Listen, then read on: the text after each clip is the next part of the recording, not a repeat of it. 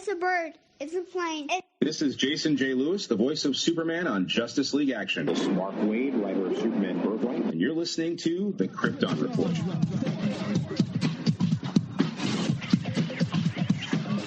Welcome to the Krypton Report, the All Things Kryptonian podcast, where we talk about anything relating to Superman, Supergirl, Krypton, DC Comics, and TV, movies, video games, comics. I am your host, Tyler, the Superman of Blue, the Man of Tomorrow.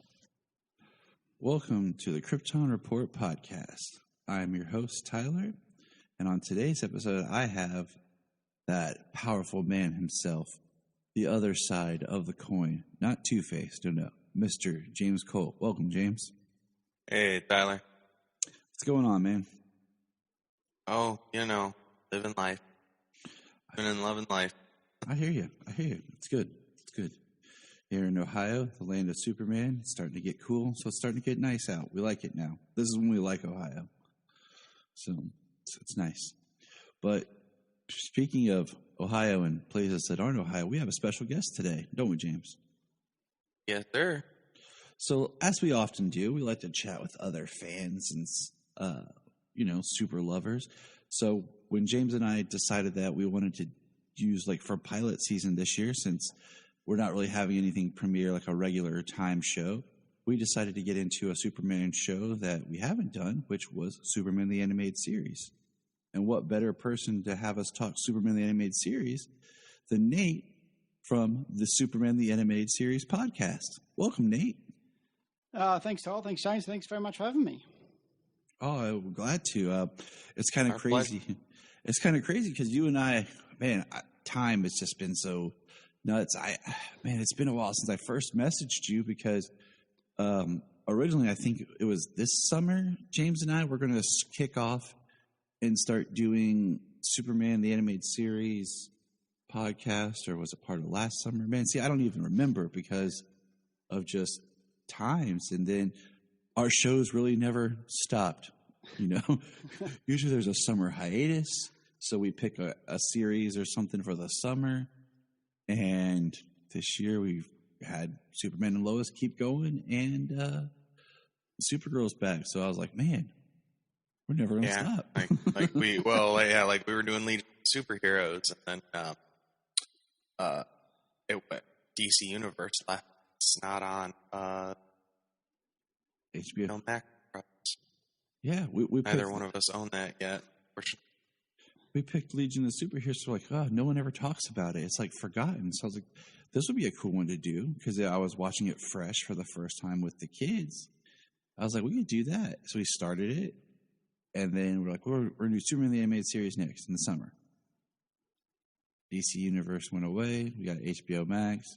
People still don't understand my argument for why I miss DC Universe, even though a lot of stuff is on HBO Max. But yeah, so Nate, we're glad you're here finally. After all this time, there's a little backstory of why it's taken so long to get you on here. Yeah, I think it's worked out perfectly, as most of the fans out there know that it's just gone past the 25th anniversary of Superman the Animated Series. I think this has just worked out perfectly. Yeah, I thought about that too. I was like, you know what? This is good timing, Tyler. You did a good job. Pat on the back. Exactly. So we just skip that whole intro and just go, this is the time we're going to do it from the start, and then go on from here. Yeah, all good. Yeah. So as we do on the podcast, we kind of always like to get we have new guests on, a little background information. So we got a few questions for you. And I won't dive into all the super crazy questions that I have for people, but we'll get into some of them. So for you, why Superman? When did you? How did your super fandom start? It started when I was really young, actually.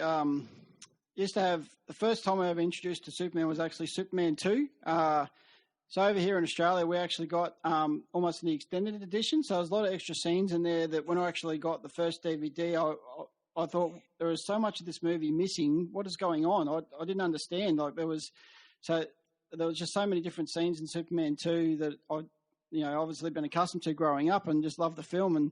But just from there, it was just my love of Superman and the fact that I was adopted at birth as well. And obviously, Superman was obviously coming from a different planet, but he was adopted by the Kents. And so that's where my love of the character started from.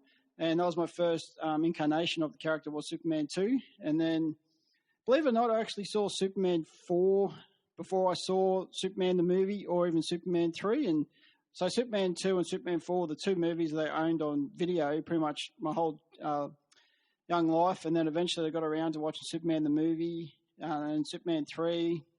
And then Superboy was a big thing over here when I was a young kid. I used to come home every day from school, watch Superboy. I used to love getting home, listening to, the theme song at 4 o'clock in the afternoon, sitting in front of the TV, and that was my thing. To me, the suit was very much, and obviously who it was made by, very much like the Christopher Reeve Superman suit. So that's what my love of that show started as well. There's obviously debates about how good or how bad that show was. And then that led into Lois and Clark, the New Adventures of Superman, which I think over here in Australia we got the first 2 seasons, which I pretty much watched every single episode. Then after that, it kind of fell away, and I wasn't able to watch the rest of season 3 and 4 until later on in my life. And that led into Smallville, and I'm a big Smallville fan. Watched all 10 seasons, probably about 3 times over, and could definitely just start and stop that any time, and just watch that. Even if I just tomorrow, if I wanted to start from season 1, I don't think I could stop until the last episode of season 10 was complete. Yeah. And so to be honest, when it come to Superman the animated series, I didn't actually get a chance to watch that until I was in my early to mid 20s. It wasn't, if it wasn't in here in Australia, I didn't really see it that often, especially where I grew up. It wasn't on Saturday mornings or anything like that. So I actually found the DVD set, which actually is what I watched to watch the Last Sons of Krypton 1, 2, and 3 today. I watched on DVD, and that was my first inclination to watching the series, and that's where I love and actually learned a lot more about the character. I didn't start reading comic books until probably the last 5 years. So my love of the character for Superman grew from all the movies plus the TV shows, but also Superman the animated series, where I actually learned a lot more about the character. A lot more of obviously the villains, and and just the way he was depicted, but also, and just the fact that I didn't realize how big the fandom was of the Man of Steel out there. Obviously here in Australia, but also over in the States, knowing that's where the character came from. So, that's pretty much where the love of the character came from. That's awesome. I love when people loved Superman 4 because I've often said I don't know what it was, but over here, I always felt like it was on TV all the time. I felt like every time I went to my grandparents' house, it was just on basic cable. It was one station was broadcasting it. So I always had a memory of that movie the most. And then Superman 1 and 2 kind of blended in my mind, but I had a tape from TV copy. It just seems maybe it wasn't the easiest thing to find on VHS. I remember going to the video store to rent movies, and they had the box for Superman 3, but the movie was always gone. Somebody had just lost it or kept it or whatever. So I didn't see that one until later in my adult life. So it just seems like it was, it's one of those series that had a hard time on home video. Until later on. And I love that you talk about Superboy because in a lot of ways I feel like over here, Superboy was the forgotten Superman fandom. Because I remember even talking with people before who didn't even realize Superboy was a show. Until in 2006 when the first season became available on DVD. That's really when a lot of the home media was you could start finding stuff.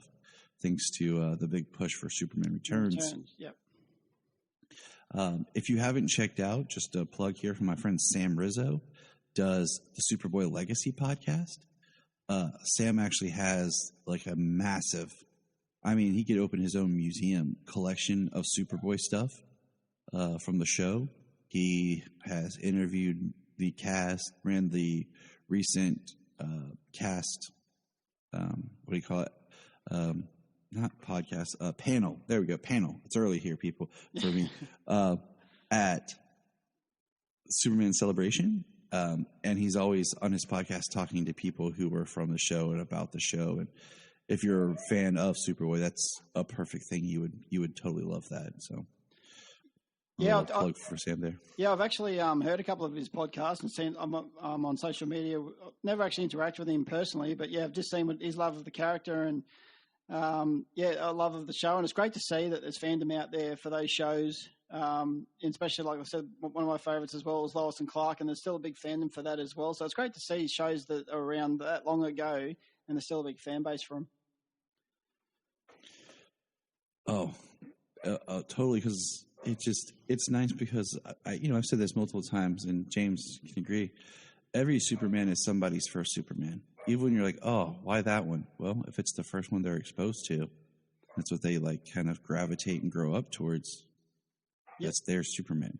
No, I totally agree. And going back to Superman 4, The Quest for Peter, I think the reason why I used to watch that over and over is like when you get older, you actually see all the mistakes, and then obviously you hear about the extended cut. Hopefully we get to see that one day just to see what it looks like in full. But just the fight between Superman and Nuclear Man, for me that was the action part of it, and I think that's what we missed in. Like I know there was a lot of there in Superman 2, but in the other movies you didn't really see a lot of action, him fighting. So I think that's what led to me as a young kid, just watching him fight. And that's probably what led to me probably liking that a lot more than probably the previous ones. But as a whole, obviously Christopher Reeve for me is my Superman. But like you said, that was because that's what I grew up with. But I totally agree with what you just said before about, there is a first Superman for everybody. And a lot of those people could have been Tyler Hoechlin for Superman and Lois, because that could have been their first Superman. And I absolutely love that show, and I can't wait for the next season.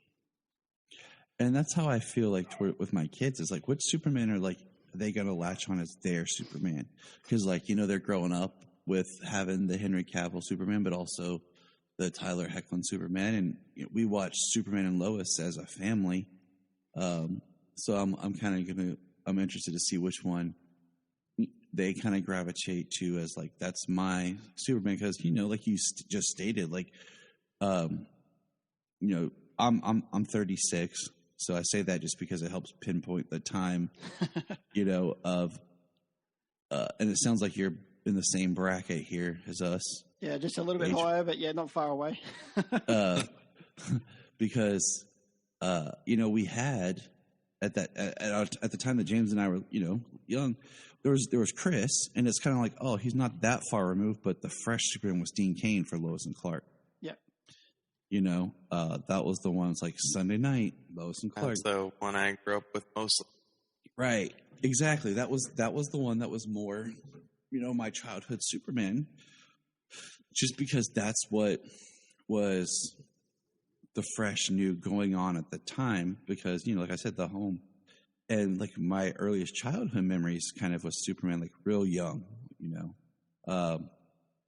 I remember I have on my shelf still a VHS of the Max Fleischer Superman cartoons. Oh, awesome. I got that for my birthday, and I had that, and then of course like I said, the Chris. I had Superman 1 and 2 on the same VHS, and for the longest time, in my mind, I didn't know which one was 1 or which one was 2, which is kind of how it works. But so. I'm going to go on a limb here and ask this question. You've pretty much answered it, but we're going to ask anyways. Who's your favorite live-action Superman?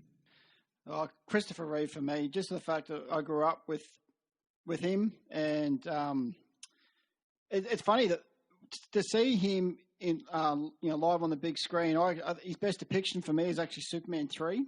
I actually reckon he just looks the character straight from the comic books, straight to what he looked like. In Superman 3, he was built the way I think he should have been for the first two.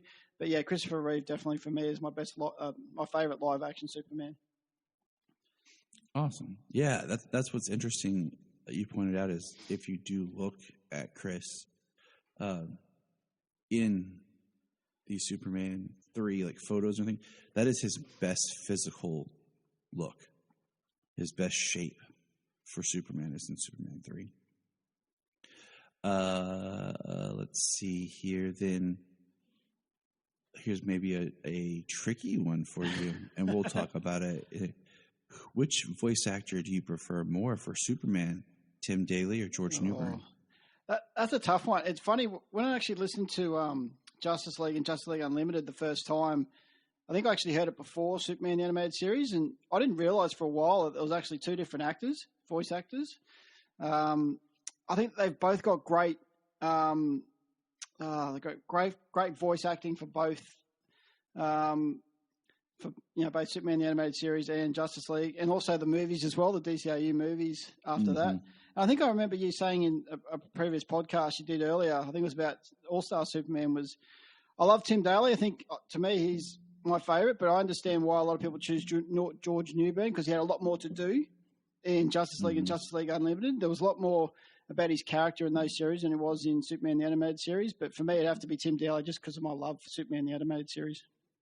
It's a good answer. James, you answer that one. I don't think we haven't talked about it for a while. So, and since we're really digging into, we're just throwing this out there, as oh man, that's pretty tough. I mean, between the two,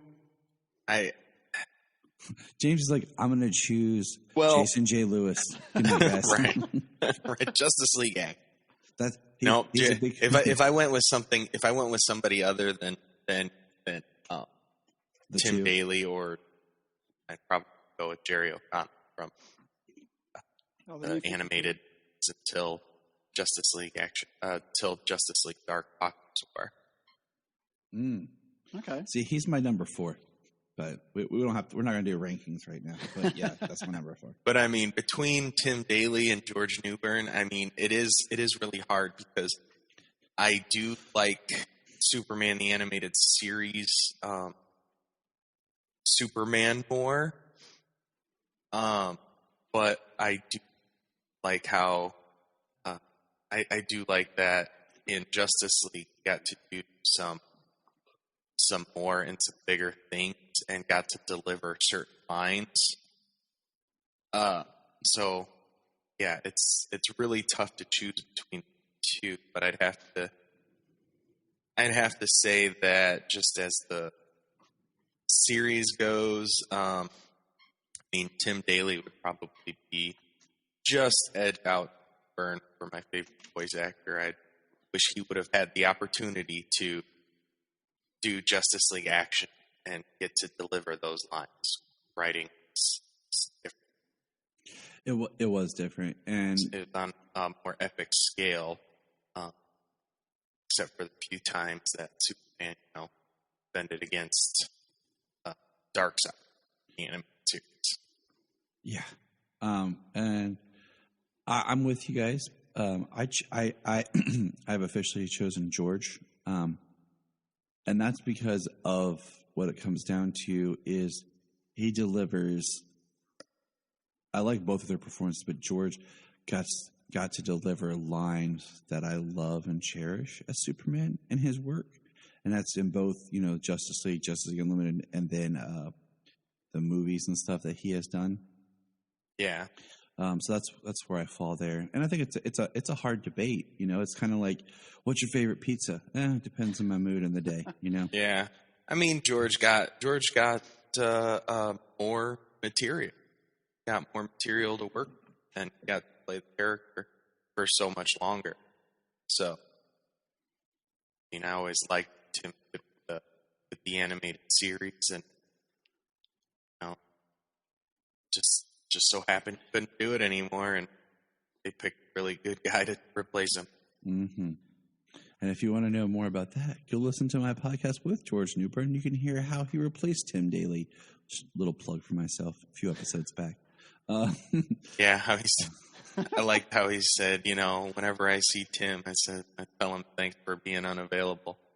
Still working as Superman.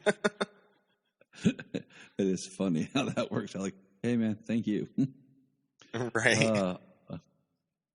All right, Nate, here's one for you. You ready? I'm ready. This is a tough one. This is the question of Superman that divides fandom. Oh, this divides all Superman fans. This is like the biggest question about the character in all reality. Trunks or no trunks? Oh, you're kidding me. I think it's just because I grew up in the era. To me, it's Trunks. I don't know why. I think it's just because my whole depiction of when I see Superman, he's wearing trunks.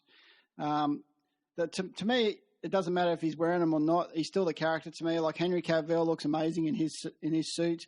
Same with Tyler Hoechlin, and and same with Brandon Routh, obviously in Crisis. Like he looked. Well, actually, no, sorry, he wore trunks in his. So I totally apologise. Yeah, and they look great. Like they worked in that suit. Yeah, exactly. So for me, just because of nostalgia reasons and the fact I grew up with them, trunks. See, there's no right or wrong answer, and I hate when people like get all in arms about it. But like me and James we've just talked about it, and like I've come to my rationale is like, all right, I'll take trunks in like animated or in comics, but live action, I think they're very difficult to make work. Yeah. And rationale, I think because of the way they did Crisis, and you had Brandon Routh in the suit, and you already have that kind of in the background mind of like Superman Returns, he wore them and everything, like it worked, in that suit. But I think if you were to try to do that continually, it wouldn't, because the rationale behind them, it's lost on people today who don't know the character, the history, or what it's from. So no, exactly, yeah. Being the strong man, that's the reason why they were there back in 38, yeah. So it's just one of those things. Like you see people get so like up in arms, like, oh my gosh, he doesn't have trunks. This isn't Superman. And I'm like, wow. Remind me not to change my socks. Well, I totally agree, Tyler. Just like I said, for nostalgic reasons, and even in the Superman and Lois series, when he actually was wearing, that costume, the Fleischer costume, and it's just it just looks amazing. But yeah, just you're 100% correct with regards to rationality of how he wears the suit nowadays. Like I said, in the new suit plus the Henry Cavill suit, yeah, just For me, Superman will always be Superman with the S on his chest, and yeah, trunks or no trunks doesn't bother me in that regard. All right, I got two more questions, and then we'll get into Superman animated series. Yep. The Kents. Do you prefer them to be alive or dead in the stories? I think in this interpretation, as well as, and also growing up with Lois and Clark, The New Adventures of Superman, I actually love the Kents being alive. I love the fact that he's got someone to talk to. If he needs help and assistance for something, he hasn't really got, I think, I can't remember if you guys mentioned it or mentioned it in another podcast, like Batman's got his Alfred. You look at the new series nowadays, the Flash has got his team, the Arrow's got his team, where Clark hasn't really got anyone he can talk to. Obviously, Supergirl's got, she's got the DEO. But, Superman really is on his own. Even in the new series, I know he's got, the DOD a little bit, but for me, I love having the Kents alive. I understand back in the original, Superman the movie and the other incarnations of comic books, Jonathan died and that pushed him off to be the Man of Steel. But I think overall, I think that the Kents being alive is more to the character itself for me than his father dying. James, this is a new question we threw in there we haven't talked about. What's your thoughts on the Kents alive or dead? I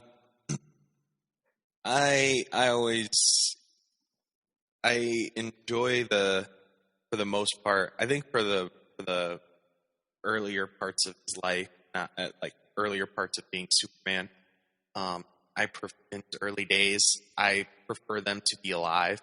I don't think that, his parents, especially his father's death, is necessary catalyst to make him leave Smallville or anything. Mm-hmm. I prefer them to be alive, but certainly stories like modern day stories in the comic books where he's older and he has a child. If they were to have asked for middle age or something, because they're not really in modern stories, that's fine. Yeah, that's life as it is, I've come more and more on the side of I don't think his father has to die as like a catalyst for him to be the Man of Steel. That's something that I think's become more cemented and everything, but I don't think it's definitely needed. But in a sense of like Superman and Lois, I don't mind that they're both gone because Clark is older. He has children, and that, like you said, that's life. But then like with Lois and Clark, that can be a tongue twister, getting those two. I like having both his parents, as he's starting as Superman, and just the background that provides. And then, like today in our conversation we're going to get to, I like that his parents are around because I like the interaction that they provide throughout all of the series and in Justice League. So, Nate, last question. Yep. Did you like Zack Snyder's Justice League? I did, mainly to the fact that I love all incarnations of Superman and the Man of Steel. I don't care what it is. If it's got Superman in it, I'll watch it. I've got the 4-hour version on Blu-ray, and I've watched it 3 times now, I think in total.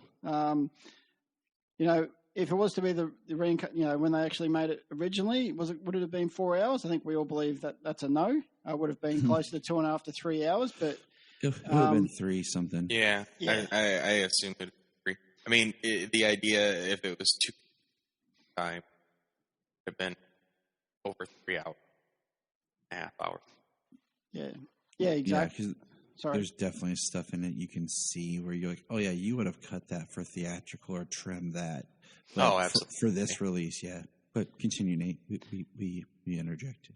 No, that's 100% fine. Yeah, I think watching the Justice League movie, as they say, the Whedonverse, it just you could just tell there was a lot of things missing. You could even tell the additional scenes that they, not talking about the mustache, but just the additional scenes that were filmed afterwards. You can see the difference in look in Ben Affleck, and you just knew it was all rushed together. Like obviously we know there was tragedy behind what happened with Zack Snyder and his daughter and the like, but just watching the 4-hour version come to light, just to watch that, knowing where it could have gone, I'd still love to see it. I'd love to see them do something, even if it's animated. I know they were going to do something in the comic books, but I think that's fallen through now.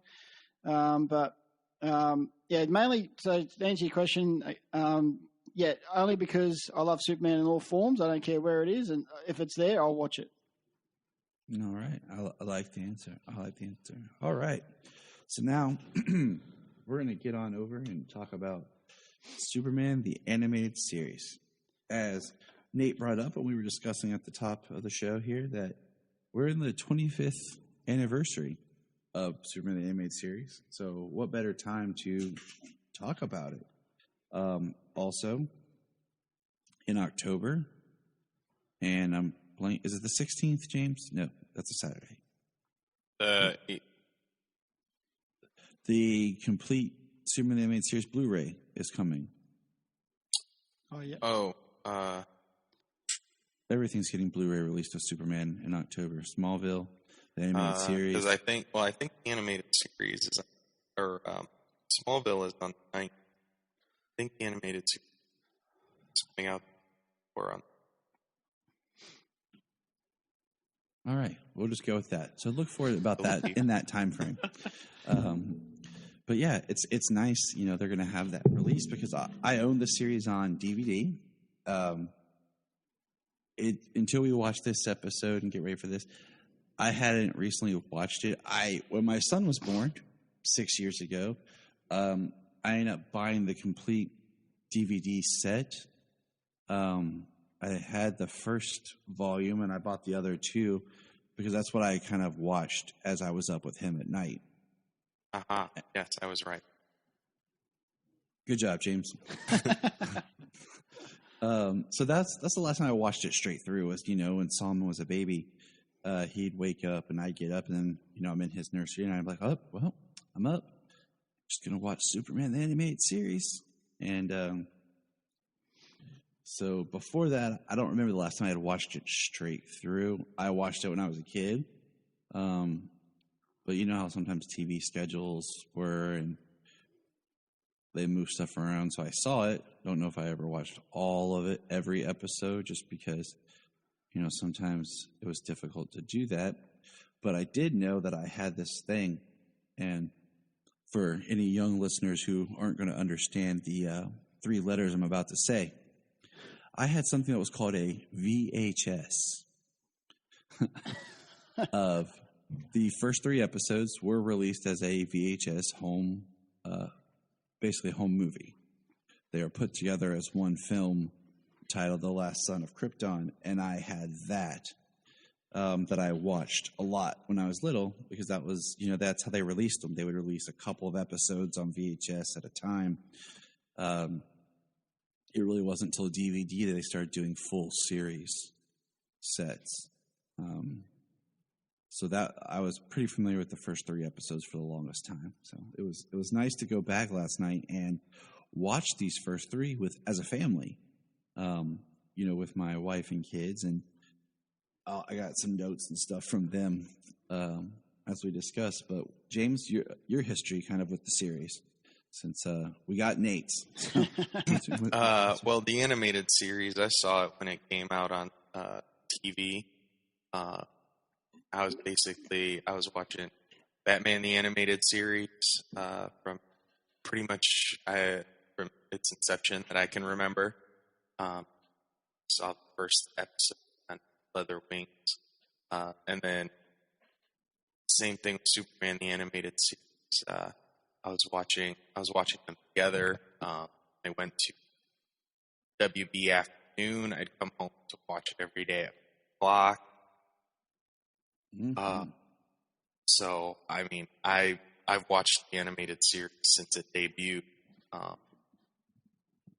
and I've watched it ever since.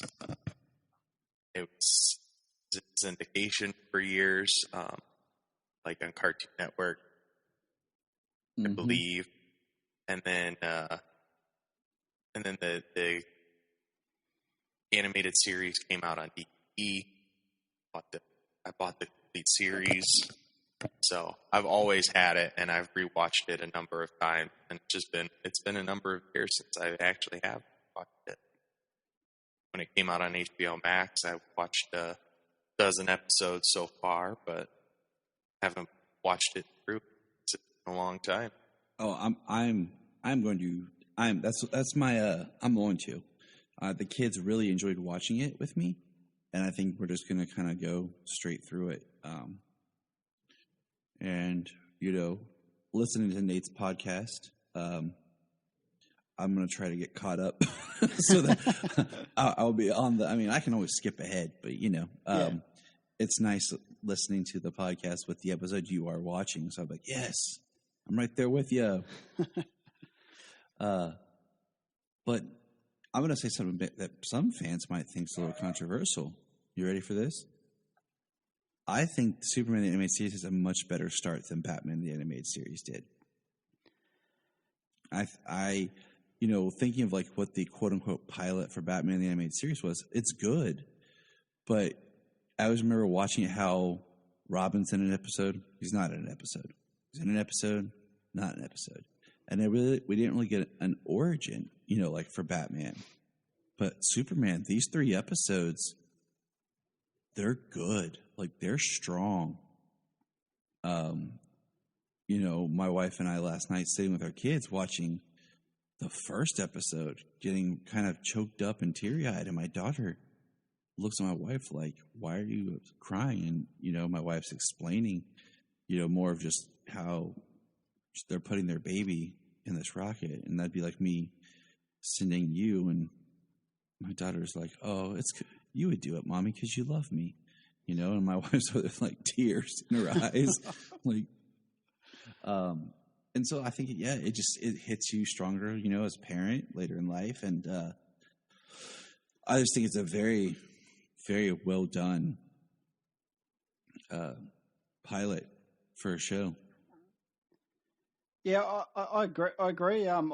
When I listened to the first episode, when we went through, when I watched the 3, I watched the first one in commentary, actually, with Bruce Timm, Paul Dini, Alan Burnett, Dan Reber, and Glenn Murakami. And they actually spoke about the fact that they went back and did an origin for this rather than they did for the Batman the Animated Series. More the fact that, even though everyone knows Superman's origin, but they wanted to tell it their way. But the one thing that a lot of people probably don't realise is that the first episode, Superman's not even in it. Mm-hmm. So even though we got Baby Kal-El in the episode, but Superman himself as a character is not in the first episode. And as I only just realised today, there's only one other episode in the whole series that Superman actually does not show up in. Can any of you remember which one that is? Is it a Supergirl episode? No, it's actually, I think it's in season 3. It's when the Legion comes from the future to actually show young Clark. Oh, okay. I can't remember the actual title of the episode is, but yeah, it's in season 3, yeah. All right. Fair enough. That's cool. So yeah, I mean, I think it's amazing how these first 3 episodes work as, like I said, like a film. Like, you know, the first chapter is him on Krypton as a baby. And with his, you know, it sets the stage of his family. It also sets the stage of Brainiac. Yeah. And I really like this version of Brainiac. This idea that Brainiac was a computer on Krypton. And he, you know, calculated and knew that Krypton's destruction, and he just saved himself.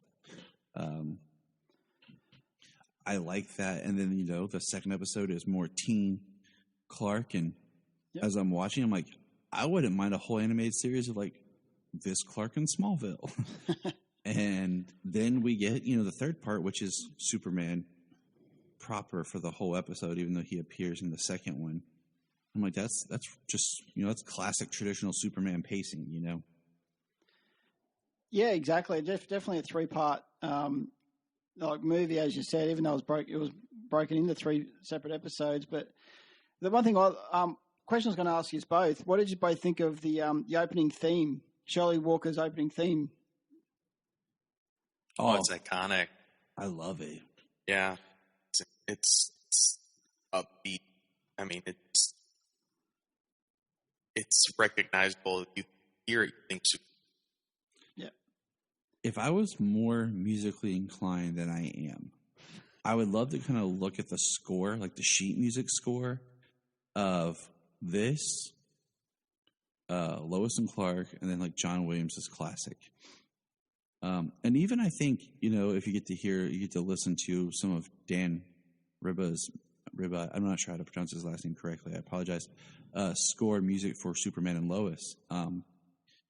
Just the notes used, it's all reminiscent of each other, so that it feels like Superman and without being the exact same music. So I love the theme. Yeah, I've got it as my ringtone. Nice. That's how much I love the theme. Dun-dun-dun, dun-dun-dun. Like, you're just like, it's just upbeat. And so what did you guys think? Okay, in the first episode, we meet Jor-El, and it's very Jor-El-centric, and I like it because it really helped establish his parents. And as I was watching it, what I really liked, and I point out to Jania, and I know they did this in Birthright, the comic, but Superman, Clark, Cal, however you want to call him, he gets his curl in his hair from his mother. I've actually got that in my notes, is the fact that Lara's got the curl, but Jor-El doesn't. I think that's amazing what they did there. Yes. I was like, I loved it because, you know, it's crazy to me, side tangent here, that in comics and animation, Kal-El is always drawn to look very much like his father. Okay, you hear me, listeners? Kal-El looks like Jor-El. But yet, live action never happens. We get some actor to be Jor-El, who I'm like, really? That looks nothing like Kal-El. I think a prime example of sorry for butting in. I think a prime example of that is Superman and Lois. Yeah, he's. You know, I have said this, that I think Jor-El's casting should be an actor that you would almost cast as Superman. I said for quite a while that I thought a great Jor-El would have been John Hamm, back before they cast Russell Crowe for Man of Steel. Yeah, I can see that. James, go for it. Well, we do Superman and Lois and connect back to Krypton. Tyler looks like the grandson of Segal. Yeah. And Jor-El looks like he could be the grandson of Darren Vex. All right. See? So, Yeah. See? it fits. It all works. fits. All works out. In James and I's headcanon right now, because they've never really disproved it, and I've had little clues that I've said, like the lettering style for Heroes Park and Supergirl and Superman and Lois and Metropolis, is that right now in my headcanon, post-crisis, Krypton the series is a prequel to Superman and Lois. That's my personal headcanon because I like it and I want it to connect. Well, if you look at it, I mean, Krypton, the show Krypton, is very much an amalgamation of a lot of Superman that's come before. Oh, it is. Comics, animation, TV shows. It's a very strong blend of a lot of things. All of those things put on Krypton. So a lot of Kryptonian that we've seen from all over the place exists on Krypton. And when we watch Superman and Lois, there's a very good blend of movies and TV, comics, and things like that go into that show as well. So, I mean, they're both like very good amalgams of things, of history of Superman, and it just kind of fits. Did you watch Krypton, Nate? I've seen the first season. I've been meaning to get around to the second season, but obviously work and life has taken over. But yeah, it's definitely on my to-do list. Definitely want to see Lobo. The second season definitely picks up. How the first season like gets better as it goes, all the way to the end. Season 2, like, continues that momentum and just continues to get better. Well, just the end of season 1 with, you had Doomsday, then you had Brainiac and, Zod. I mean, that made me want to get ready for season 2. And then when, I don't know why I didn't start watching season 2, but then I heard obviously it got cancelled. And then I think they kind of hit me for 6 and I went, okay, I'll get around to season 2. I know that nothing's coming after it. But yeah, it's something that I should have watched a long time ago. And I'm still hitting myself that I haven't watched it yet.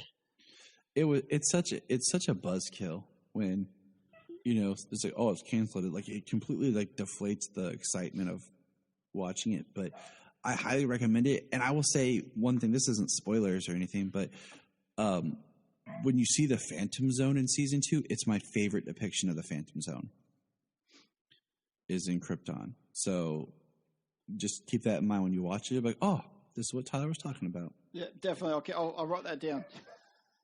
But back to the animated series. I like that it was Jor-El because I like that it shows who his parents are, his biological parents, where he comes from. And what did you guys think of, and I was thinking about this as I was watching it, of having more toddler Kal-El compared to being the infant Kal-El? What did you guys think about? How does that, do you care? Do you have preference? How did that play on you?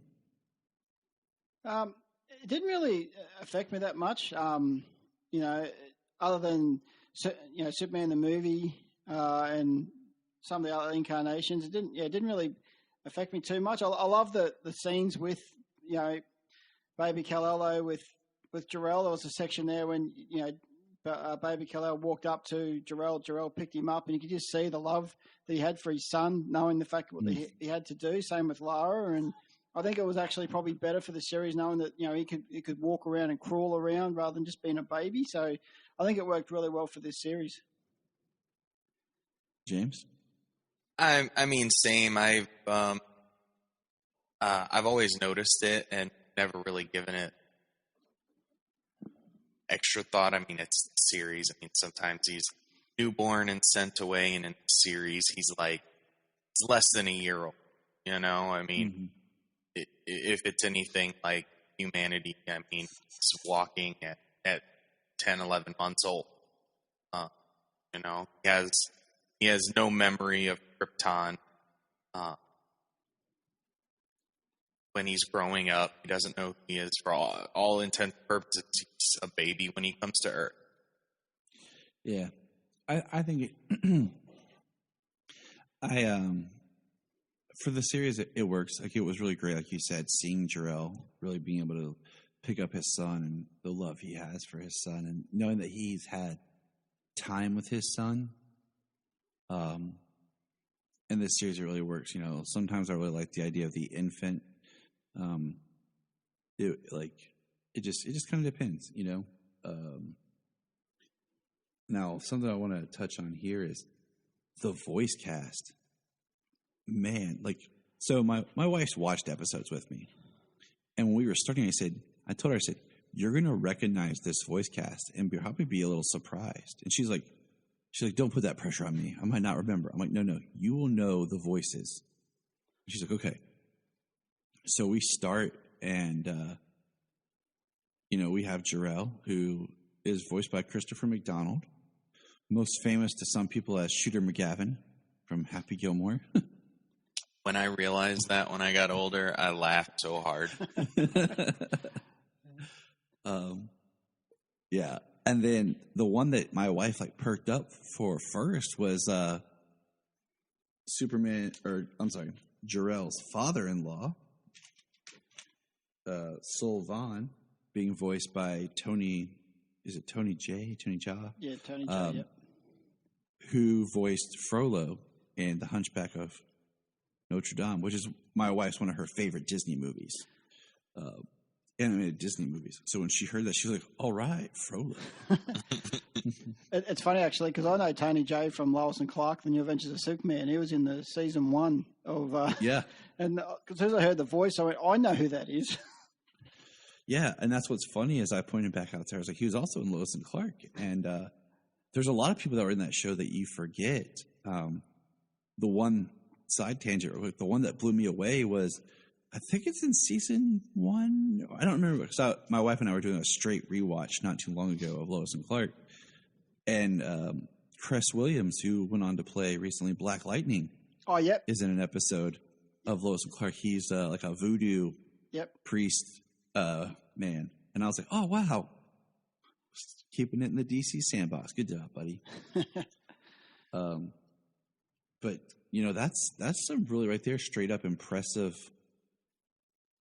strong voice, notable actors who, a lot of times you have voice actors who most of their work, especially I think more in the past, did more stuff behind the mic than in front of the camera. But then you have you have talent in these series of the people that are in front of the camera as well. And I think that's a credit to Bruce Timm and Alan Burnett and Andrea Romano, who just carried on the tradition they had started in Batman the Animated Series. Yeah, I think so. They definitely brought and we'll go into the next episode shortly with the fabulous voice cast they brought to this series. But the thing I loved the most was they brought in actors from Batman the Animated Series to this series. Like George Zanza, I think he voice acted a couple of characters in Batman the Animated Series, and now he's Perry White in this series. So I just love the fact that they've brought in what they've used in the past, but used them for other avenues, just knowing what their talents can do, and just thought this will work really well for Superman the Animated Series. And yeah, the voice cast alone is just what makes you come back to the series. And even when I read a comic book now, most of the voice actors in this series, when I read a Superman comic, I'm hearing these voice actors. Andrea is Lois Lane. Mm-hmm. We'll get about Lois Lane when we get into the next episode. Yeah. One thing I like is I wanted to point out was I was watching this is when I was talking about Brainiac was just some of the lines and just the idea that looking at, I don't want to get too crazy, but looking at our culture and how we rely on our computers and everything, and how Krypton had become so dependent on Brainiac. When Jor-El's presenting his calculations and his findings about Krypton, and they're like, "Did you run this by Brainiac? What did Brainiac have to say?"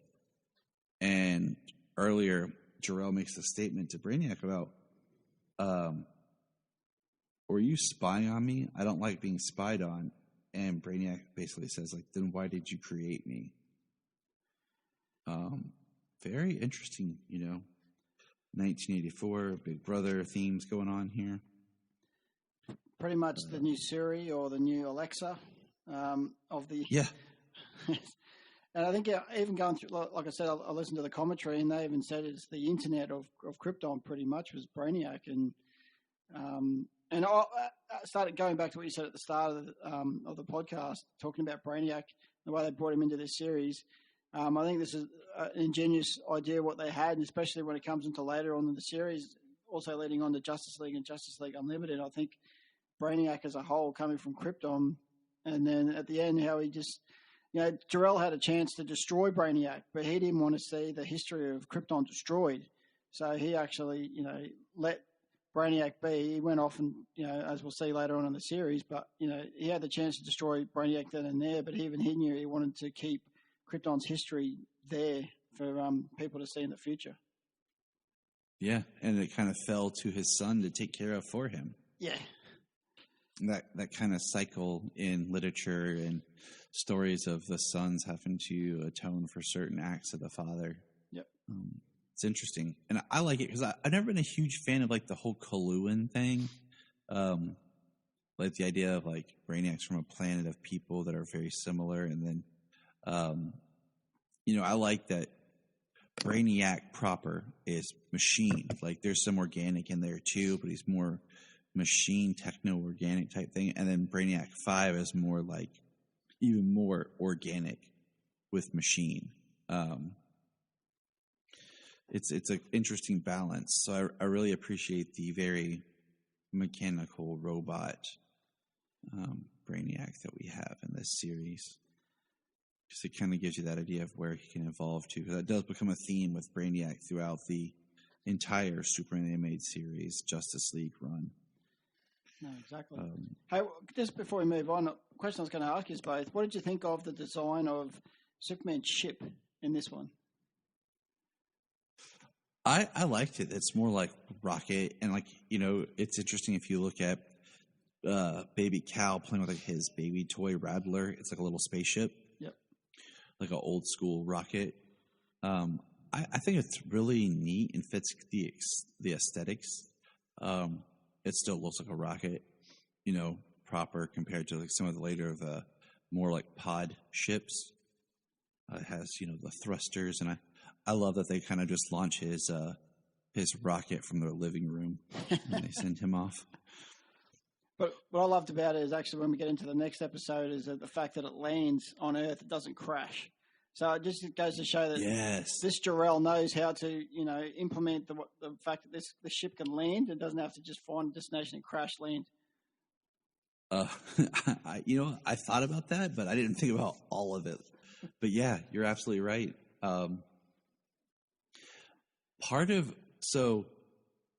One thing I like is the idea, like, in this, Jor-El talks about he was building ships so that he wanted to build ships to put people in the Phantom Zone to protect them, and then use, like, whatever one person could fly this ship to go to Earth, and then bring everyone out from the Phantom Zone. And I like the idea that that Kryptonians weren't really, like, space explorers. Like, they didn't really have the technology to really leave the planet. Like, they were advanced, but they had yet to really get to being able to space travel. Yeah. Just because because I think, they try to do a good job in Man of Steel, the film, about talking about how they used to travel in the stars and everything. But just trying to rationalize, well, if you have that technology, why didn't you have more people survive? I like how it was like Jor-El states, he says, what once could have been the salvation of our people is now just a lifeboat. And he talks about, I could recalibrate. It might be a risk, but you could go with him, Laura. And she's basically like, no, let's just make sure that we save our son. And that's tough too, as a parent, and a choice that she makes there to. I don't think that was really. Yeah. Yeah, I don't think that was really brought out in other movies or TV shows that I've seen, or even the comic books. I might be wrong, but I don't remember other stories where Lara could have actually gone with him. He made the ship that she could have gone with him as well, as you were talking about, and the fact that she decided that I'm staying with you. Like you said, it gets very emotional towards the end of the first episode. And I love the line about we have the security people who are chasing who they perceive as Jor-El, and they're like, I hope his crash bags work. And I had to laugh. Like, Yeah. And then when the ship does crash, like there is crash bags, and I thought that was great that, you have Sylvan just basically, Diversion. talking about like Jor-El's crazy, but then, Lara's like, if you ever care about your grandson and his safety, and he, and he's like, what will you have me do? And then he, of course, distracts the police so that Lara and Jor-El can get away. That was great. But that pretty much like wraps up the first part. And then we get into the second part. So any other comments on the first part before we move on? No, I think we just, as a whole, we just know this. It's just a very emotional scene at the end. It's as Jor-El and Lara see their baby go off into space. But then there's a beautiful scene when you see the ship flying through, and it goes through a wormhole, which we haven't really seen in the past. But then we see all the parts of the the debris of Krypton going with him. So very similar to Smallville, obviously. So it was good to see that depiction in this episode. So when episode 2 starts, that's when I was actually paying attention a little bit more to the credits, and I saw that it was written by Paul Dini. I was like, oh, it said written by Paul Dini and Alan Burnett. I'm like, oh yeah, of course that's good. That's why. I'm like, yep. Did not catch that on the first episode, but caught it on the second. Paul Dini, great writer. I watched recently, my son likes watching Spider-Man cartoons, and we were watching the Ultimate Spider-Man, I had to think for a second. And we were watching the Spider-Verse episodes of that series, and they do the episode, the one that we were watching was where he meets Spider-Ham, and it was written by Paul Dini. And I think all 4 of the episodes were written by Paul Dini, but that one I'm like, oh, this makes complete sense, being that Paul Dini started out writing on Tiny Toons. I'm like, you definitely feel that vibe in it. And I'm like, oh yeah, this is why this era of Marvel cartoons is so good, is because so many people who worked on this era that we're talking about of DC cartoons worked, like on Ultimate Spider-Man and some of the Marvel, the first season of the Avengers cartoon, Earth's Mightiest Heroes, right before the Disney bought them and changed everything. But you have a lot of the same talent of Alan Burnett, Dan Riba, Paul Dini, all working, Jeff Loeb even all over there. So, all right, back to our story, part 2. I wrote this as episode 2, the Kents. So the episode starts like Alan was, let me take it back. It was written by Alan Burnett. It got me excited at the beginning when I realized that. And like Nate was saying, the ship doesn't crash. It lands. Which I'm like, oh, okay. So now I'm like, as I'm watching, I'm like watching in order like I planned on. I'm going to pay more attention to when the ship returns. Now knowing that it is actually, not destroyed in a pile of molten rock, but metal on Earth. It's a functional vessel. But we have the young Kents who get out. The Kents are voiced by real-life married couple. Mike, and why is it leaving my name? Mike Farrell. Yes. I was like, holy crap, it just left my brain. I didn't even write it down because I knew it. I'm like, oh, yeah. But most notably for a lot of people, and for me, when I didn't realize when I was younger, but he played, James, you'll appreciate this, in Supernatural. He's their dad's old friend who is the psychic who starts having bringing basically cartoons to life. It's the one where Sam and Dan are basically in their own Looney Tunes cartoon. Ah. And then for a lot of people, he played B.J. Honeycutt on MASH, which I used to watch MASH. Yeah, that's where I know him from. With my parents, and that's where I know him from as well. He was my second. I don't know. Maybe he's my first favorite MASH character. I don't know. It's Honeycutt on MASH, huh? That's Yep. Cool. So yeah, Pa Kent's B.J. Honeycutt, and B.J.'s a great character on that show. Everybody always likes Hawkeye. I liked Hawkeye, Comes back from Korea to small. Yeah, makes sense to me. But his real life wife did the voice for Martha as well, and I always think that's kind of cool when they bring that kind of like real life dynamic into the series. But she goes, "What about they find Cal?" And she's like, "Oh, we could call him Christopher." And he's like, "Now Martha or Kirk?" And she says another name. I was like, "Why'd you use that one? Why didn't you say George?" But whatever. No, it was Kevin. I didn't even write that one down. I was like, pfft. Yeah, I think that was after Kevin Conroy. I think they wrote that one. They put that one in there for. Yeah, but it's not as cool as the Christopher Kirk references. No, I agree. I think they probably definitely should have put George in there. Did you pick up the when they originally found him? You can tell when the series came out when they didn't know where he come from, and then Jonathan goes, "Maybe it's Russian, a Sputnik baby." Yeah.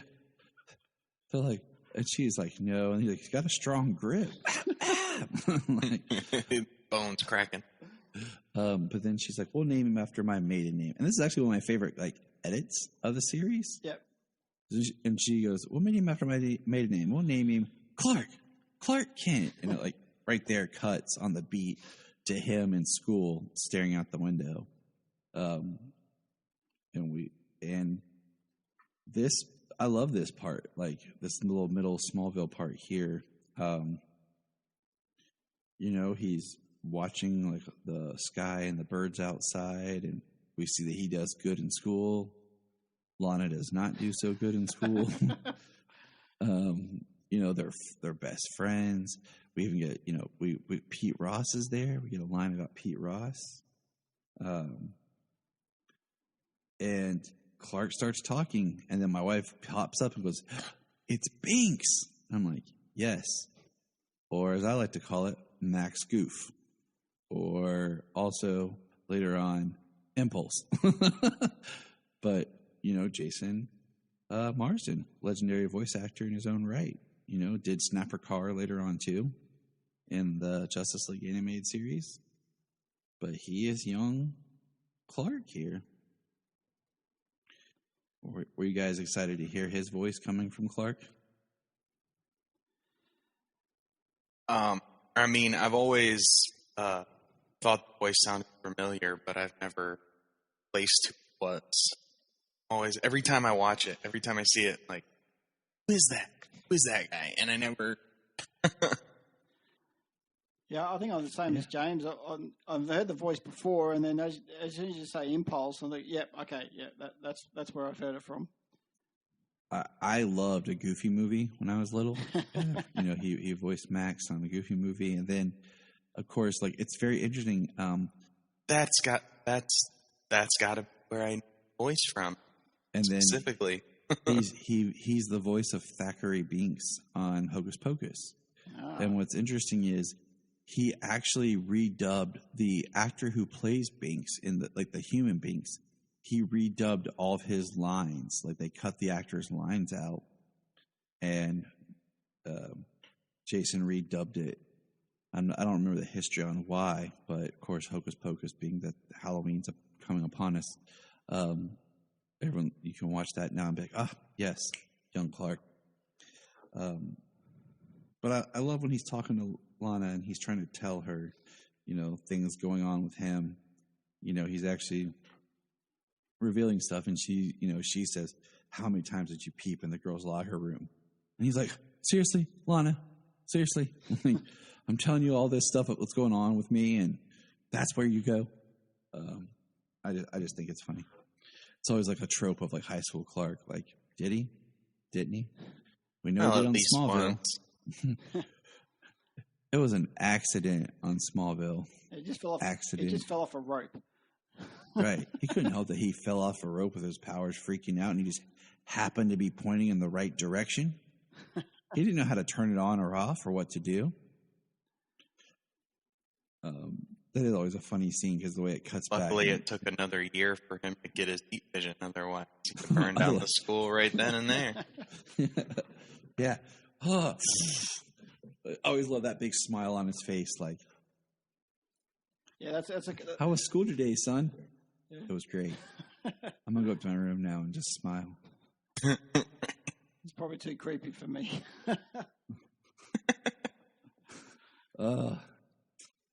But, you know, the next beat is where he's like, he hears the car, like the camper, and it's about to wreck. And he tells Lana to go and call for help. And he takes off running. And I love the sound effect of like the flying and the running, just the whoosh sound. And he just goes and, you know, he saves the people in the camper. And I love the Lana's comes running, and the parents have their little daughter still like inside, and he goes in and he grabs her, and as he's coming out, like the thing explodes. And it's such a moment. And even watching it with my kids, because they're like, oh, you know, and you're kind of like, kids, like, it's only the second episode. He's Superman. and that's Superman. You know, like, and he comes walking out and he's holding her and everything. And Lana's then like, you're not hurt. Like, he's like, this is what I was trying to tell you, woman. Something's not right. But I do really like, you know, just when he goes and he's talking with the Kents, and we have the great scene of we found you in the spaceship. Here's this, we have this really great, like almost mother box looking device that is a recorded message from both his parents talking to him and telling him his origin and where he comes from. And which is nice. You never get him seeing, talking. Right. Like she's like in almost every iteration, his Kryptonian mother, it's never has any interaction with her. It's like only Smallville. Beyond that, it never happened. So to have him hear from both his Kryptonian parents, not just his, Yeah, I totally agree. The fact that they're both there, like you said, like if you go back to Superman 2, like the Christopher Reeve Superman 2, if you watch the original Richard Lester version, it's Superman's mother. But if you go to the Dick Donner version, it's Jor-El. But you never actually see the two together, which I think really makes the scene perfect. And also when they speak to him about, you know, you get your powers from the sun, and they explain to him and all that. But just before we move on to the next part, did you see the scene prior when he's showing Jonathan his powers and he uses his heat vision? But you can see that he's obviously, you know, put a hole through the bars, but you don't actually see the red laser beams coming out of his eye. You just see the heat vision. Yeah. I found that really strange.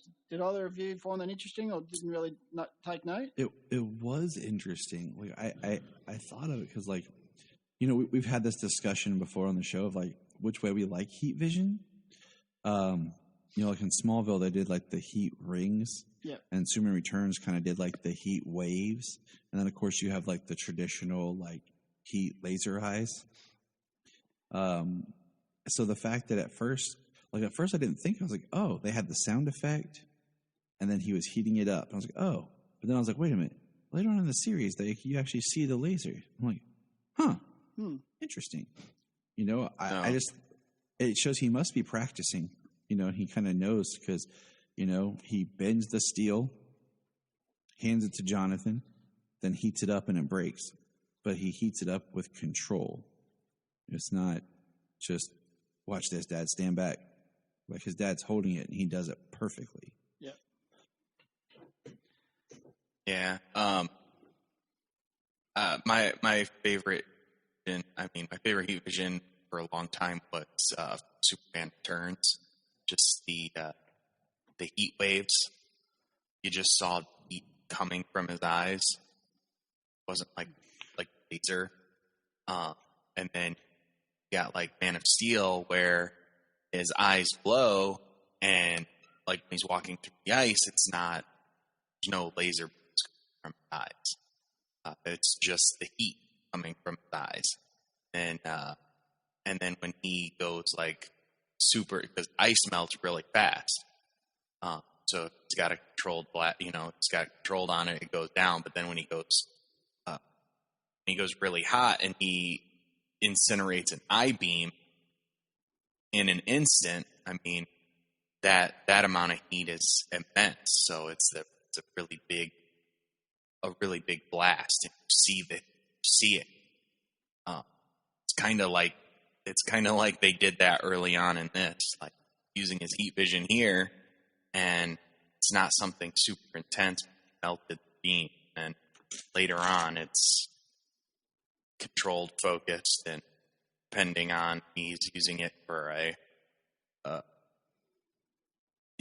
at a higher intensity.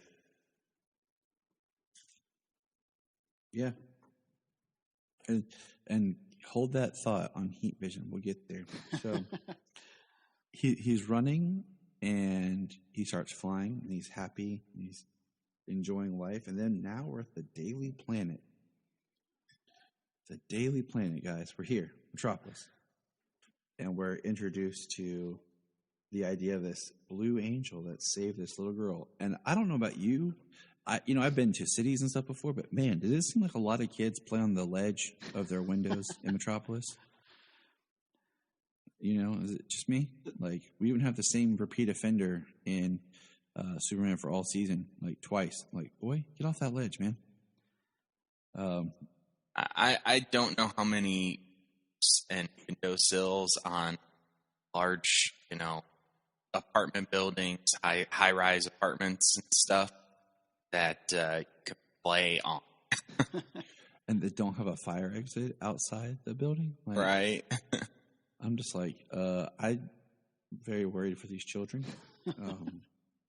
Negligent parents, but it is a cute, little story of the girl talking about, he saved her and flew off, and she drew the picture, and they point out where she lives to where she was found. Yeah, and you've got Angela Chen doing the broadcast there, and obviously pointing up to that's where she was on the top floor. It's like, okay, did they not put bars on these windows? And like you said, it's definitely too close to the edge and too close for comfort for my liking.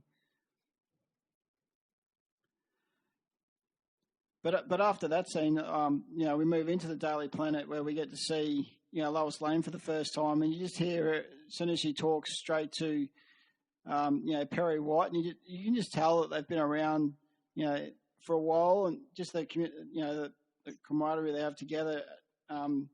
It's just a great scene, especially when Clark walks in behind them.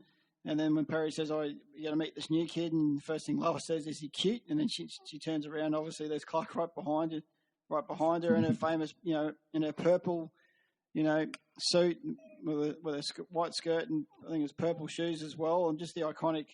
And Dana Delaney voicing Lois Lane as well. It's just perfect. Yes, it is. The story goes like she had worked with Bruce Timm as Andrea from Mask of the Phantasm. Yep. And they wanted to work again together, and I thought she got Lois Lane. And, I was talking earlier about, in front of the camera stuff as well.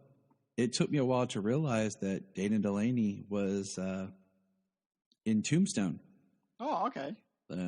That was one of like those favorite Western films that I watched with my dad, and when I watched it, like, it has Val Kilmer as Doc Holliday, which I think he's amazing as Doc Holliday in that movie. But then the girl that Kurt Russell / Wyatt Earp is courting is Dana Delaney. Definitely have to go back and watch that just to watch that part. Yeah, you'll go back like, wow, awesome. But yeah, so it was cool seeing like the on in front of the camera, Lois, because most of the other actors I had seen somewhere else in front of the camera as well, and I like how Perry's like he's from Smallville, been reading his stuff. It's good. Yeah. Take him with you. And go ahead. No, I was just about to say, I just love the next scene when she does the slip when she introduces Clark to Jimmy, and then Jimmy's in. I'm a photographer, but I want to be a reporter. I could love to show you my work one day, and obviously Lois gives him the slip, and then the best part is the next scene we see that Clark's made it to the Lex Luthor presentation before her. I thought that was priceless.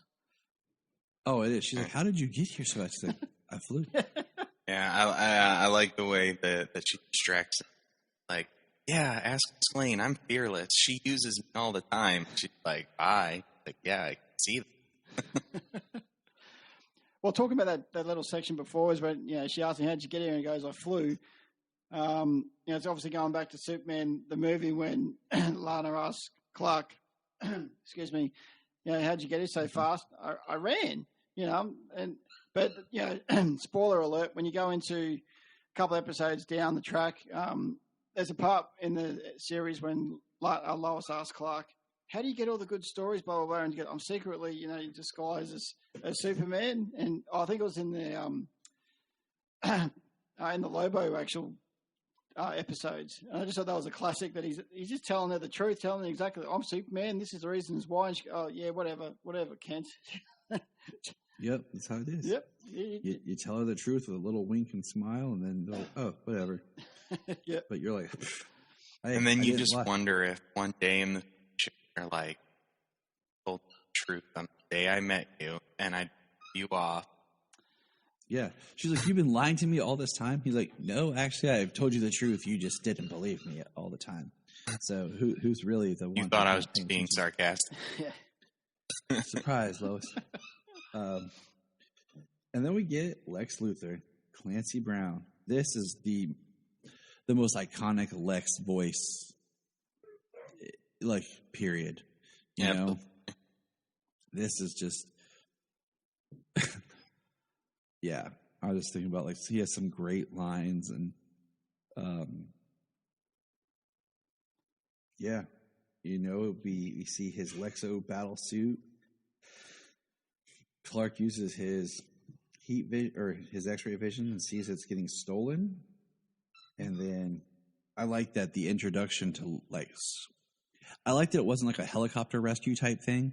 A big metal beam is about to fall on Lois, and there's Superman. Like, that's our introduction of Superman proper. He catches it and he's standing in front of her, and she's like, "I don't believe it." And then he takes off to stop the guys, and they end up hitting the wing of a commercial plane, and that's part 2. I think it's the best part when you see Superman for the first time in costume. Is his first depiction of him is saving Lois, so the first of many times in the series. But I think that's just the perfect start to the series, just to showcase him in the full costume as well. And did you guys like the way that he was drawn in the series? Do you like the way that his suit looks and that? Yeah, I think what's interesting is sometimes the colorization on the trunk, it's very dark. Yeah. Like the way they do the shadows or whatever, it's like a very, very dark. But also, like, when I'm curious about certain things, like when I watched it this time, last night, I popped it up on HBO Max, and, they have the restored, upgraded versions on there. So I kind of wonder sometimes with the transfer rate compared to if I popped in my old VHS or I pop in my classic DVDs, what the look of it would be. I'm pretty sure in Justice League they changed the trunks, didn't they? It's more of the red and the darker color. Yeah. Yeah. Yeah, it's definitely more of a bright red. Yeah. In Justice League, so it was interesting. Did you like the little snippet, even though they didn't actually say his name in this episode, but did you like the introduction of one of the best villains in this episode that we'll see later on in the series? John Corbin. That's the one. Yeah. I like that. I like that when Superman comes to Metropolis, the first people he ends up fighting is a terrorist. And of course it's what's happening is because of Lex. I just love the foreshadowing. Like already we've seen Brainiac, we've now seen Lex Luthor. And then we get John Corbin. Yeah, exactly. That we'll see later in a couple of episodes down the track as well. And I just love the fact that you can just tell from the first couple of episodes that they were foreshadowing the series. I think that they planned that really well, and to later on in the series itself. Yeah, I think they did a very good job. Yeah, they knew what they were doing. Yeah. I think I say that in the sense like you said earlier, like I feel like Batman the Animated Series is great, but I feel like there was a little bit more of a straight through line. They knew what they were doing with Superman the Animated Series. Yeah, really Batman seems like episodic, less overall narrative, and Superman the Animated Series. I think they drove a narrative time. Like each episode doesn't necessarily feed into the next one or anything, but they have an influence on the future story. They plant seeds and then they pay them. Yes, they do. Yeah, totally agree. All right, so which is something to say for a show at all, from in the 90s, let alone an animated show. And I think that's the thing is I think if they had maybe more control with animation, just knowing that what I know, like I don't know a whole lot, but I know that a lot of times with anime, like the initial order is like 13 episodes, and then if it gets picked up or whatever, like that's why a lot of times you'll look at like a second season is like 60 or something. Like there's a massive order. And then after that, it goes to like 13 or something, like smaller chunks.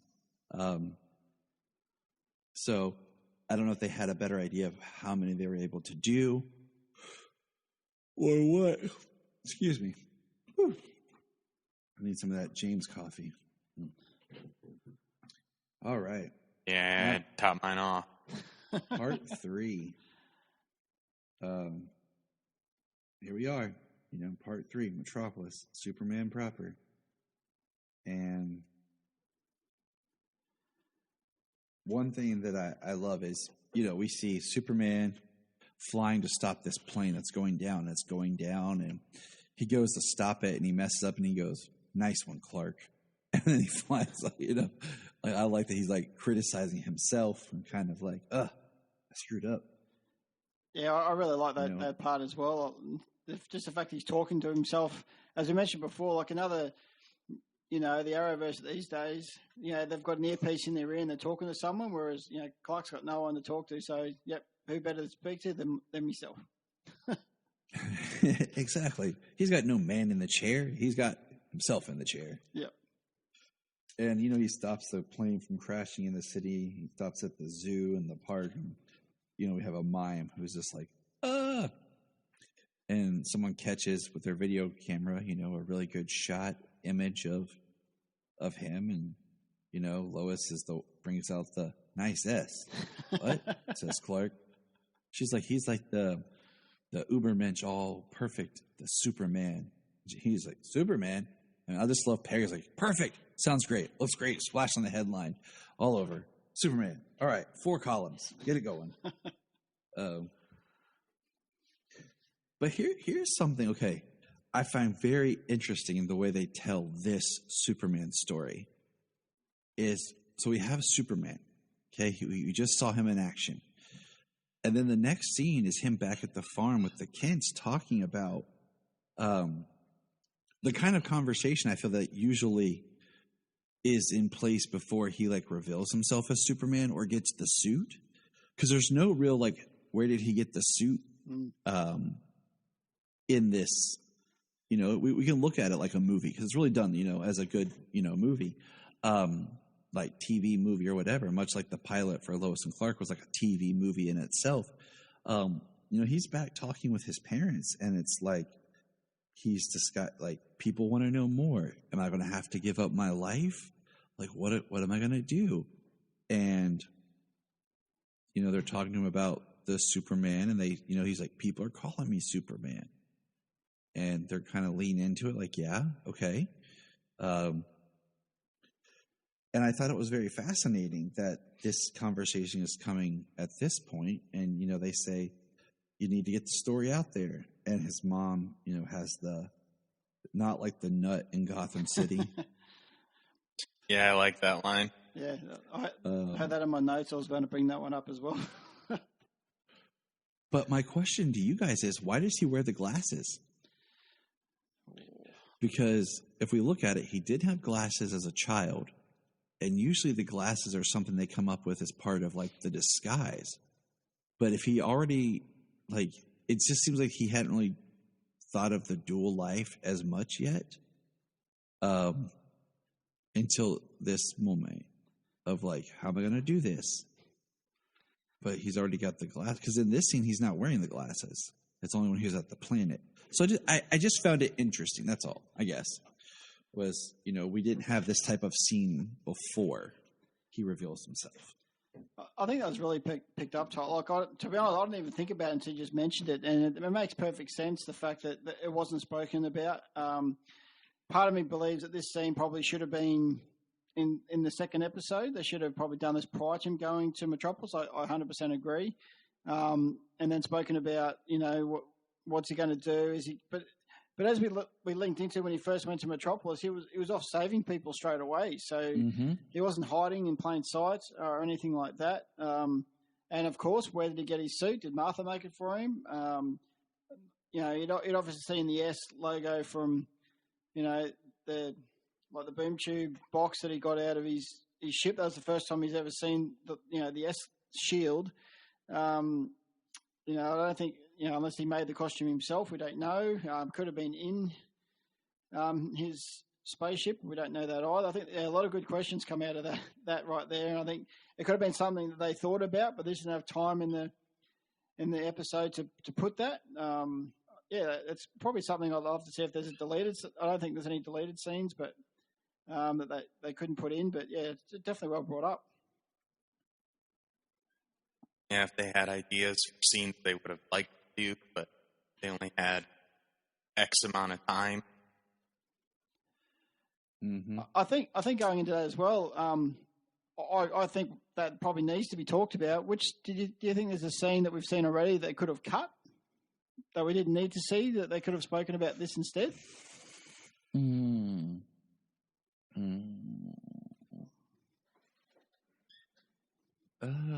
I think, maybe I'd have to like look at it a little bit more, but like maybe a little bit of like the exosuit rescue could be retweaked a little. I hate saying take out some of the action because I love it. Yeah. I mean, I think, but I think that they probably just had the same idea as Superman. Yeah. I mean, when he goes to the fortress, he doesn't have glasses or identity, and then when he goes to Metropolis, like he's Superman, but he's not like, I don't know. No. Does he have a plan or whatever? But he's already got this Clark Kent identity and Superman identity separate. Yeah, it's not something they go over. Him developing that. In Superman the movie, he never goes back to the farm. Like he never goes back to Martha. No, we never see that ever. The next time he's on the farm really is Superman 4. Superman 4. Yeah, when he's selling it after Martha's passed. I don't think he hits sends the farm money to his mother, 4. but he never goes to see her ever. That's real nice. Yeah, what a horrible son. Jeez. Gosh, Clark, Superman, you suck. I wonder if Ben Hubbard was involved. I don't know. Yeah, probably was. He's out there taking care of the back 40. He's still there. Yeah, he's still there. Like, is anyone going to come and get this land from me? Like, it's like now it's like Ben Hubbard the third. Like, am I still farming this? Hello. Which always, But yeah. I know we're going off topic, but with especially with the I don't know if you guys talked about this in the past, but it always makes me laugh that every incarnation of I don't even know if they've brought up in the Superman and Lois series, but how is the Kent farm not paid off by now? Thank you. Like, that was always my problem in Smallville because they're talking about being in generations after generations. I'm like, do the Kents like just make bad financial decisions with the farm? Yep. You know, like, because it should do be. They put the farm up against every combine that you never see? Yeah. To do the farming work or what? I mean, I kind of understand the Kents having financial problems when Clark shows up in the sense of like he breaks everything, breaks stuff, yeah. You know. But then they don't have to pay for like labor, so that's very that might help out some. Exactly. You know, but they're the only full size running farm with no crew, right? And no and no equipment. And Jonathan Kent's like the farm that has the most free time out of anybody. Like, they're like, man, John, like, shouldn't you be out harvesting? I've done it this morning with Clark. Wow. Before school? Yeah, he's quick on his feet.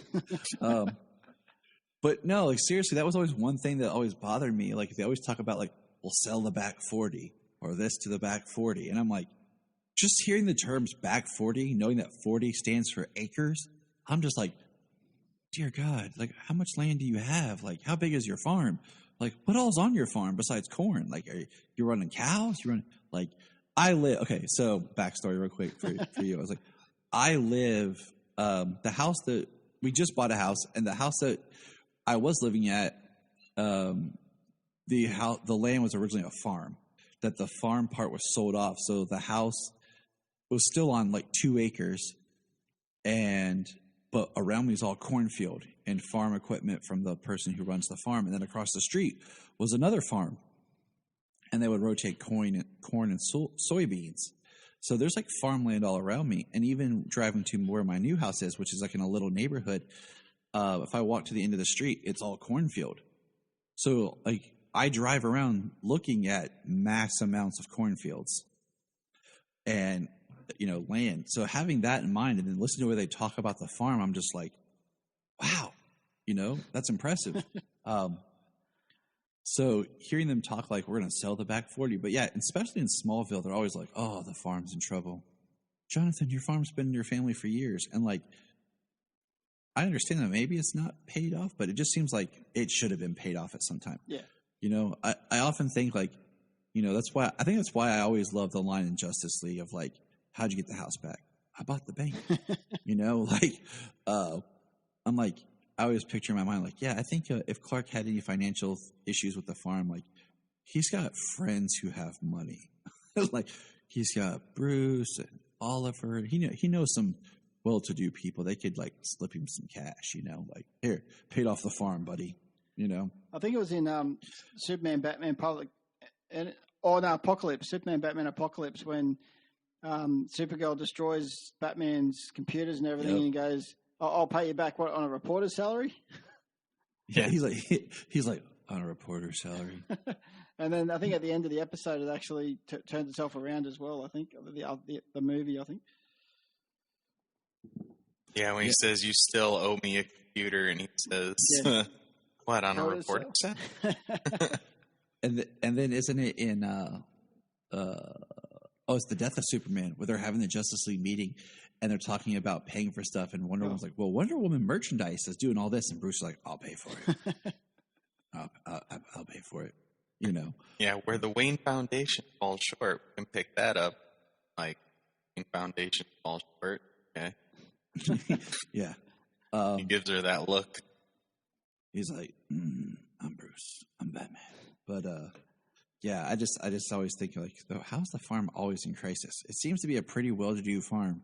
You know, you seem to be doing pretty well. So I've waited for that line of like the back 40 in Superman and Lois. Like, I've been listening. Haven't heard it yet, but I think we just need to hear either a TV series or a movie that's just say, oh, by the way, the farmer's now paid off. yeah, like I just if I ever made a Superman movie, show, comic, whatever, there'd just be a scene or a panel of someone walking through the farm, and there's a big mounted deed framed on the wall that says "paid in full."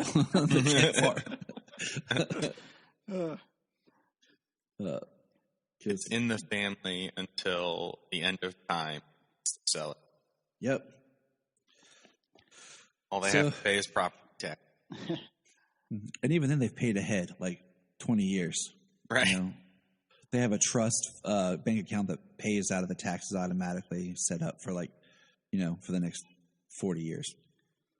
So we get a great scene of Lois, that traditional Clark Superman talking with Lois and giving an interview and telling his story, that he's from a planet. And I just always like when he talks about he's here to do good, he's here for this, and people are like, yeah, sure, okay.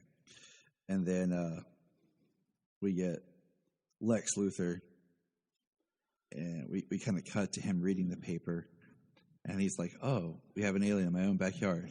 And he's so civic-minded, too. And this is the part that I cracked up at, because Lex is getting a massage, and my wife is a massage therapist, and she goes, that is the most uncomfortable-looking massage at massage table ever. And I'm like, yeah, that makes sense. But, this is where Clark puts Lex in his place. Well, they're cartoon drawers. They don't know what it's like. True. This is where Clark puts Lex in his place, because we see Clark actually doing investigative reporting, investigating, and he states how, Lex is actually making money, could make a lot more money off selling the suit and planning its own, kidnapping and everything. Yeah, I actually wrote this down verbatim because I thought it was, and I love seeing this in Clark too. Like, I don't like him standing behind Lois. I love the fact that he just stood up, and very similar to Lois and Clark, how we just saw right through Lex the first time we saw him. So this is pretty much how it goes. I won't do an accent because obviously I've got the Aussie one anyway, so it's going to be very terrible. So this could end up a silver lining in your pocket now that the terrorists stole your prototype suit. The Pentagon will the Pentagon will get you to make a bigger and better suit. You can land a multi-million-dollar windfall. So Clark's onto him straight away, and I think that's awesome. Yes, it is, because Lex is like, what'd you say your name was? Yeah, Kent? So I remember that. He's on Lex's list. But do you like... And Lex has... Oh, sorry. Oh, no. I was going to say, Lex has a great line later, and I didn't want to jump to it too yet, but about how... And I'll get to it. I'll hold my thought. Sorry. I'll hold that. Do you love the fact that Lois used to date Lex? That's one of those things that I'm just kind of like, I could leave it, but it makes sense. But I don't like it too much, because then it makes Lois seem like she's always attracted to powerful men. Yeah. And is it, her interest in Superman based on like that kind of like attraction for powerful men? But then it becomes another thing that Lex can be upset about at Superman for. Like, you stole my woman, blah, blah, blah. Especially like in Lois and Clark, because you had the big, they're going to get married and everything going on there. So it's one of those I'm like, I prefer not to, but I could see where. At least in the animated show here, you get the fact that she dated Lex, but she also dumped Lex. Yeah, she's the one that did it. She had the strength to do it. And I have to rewatch, like I said, I'm going to rewatch it all to look more at the Lois and Clark relationship in the show and where it goes. Because Lois, I'm trying to think back, I don't think Lois ever really appears in Justice League. Maybe once. Yeah, not sure. Like I said, I got to go back through it all. That sounds like a good time. I think she appears in like an episode here or there, but it's only for a very short amount of time. I know Clark or Superman talks about her, but that's probably about it. Yeah. I'm gonna rewatch through it, so I have to check it out. Sounds like a good time. So yeah, trying to think like Lois dating Lex in Superman the movie doesn't work.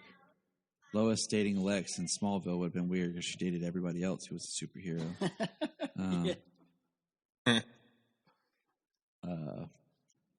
So yeah, it's one of those like, in this, it kind of makes sense, but it worked in Lois and Clark,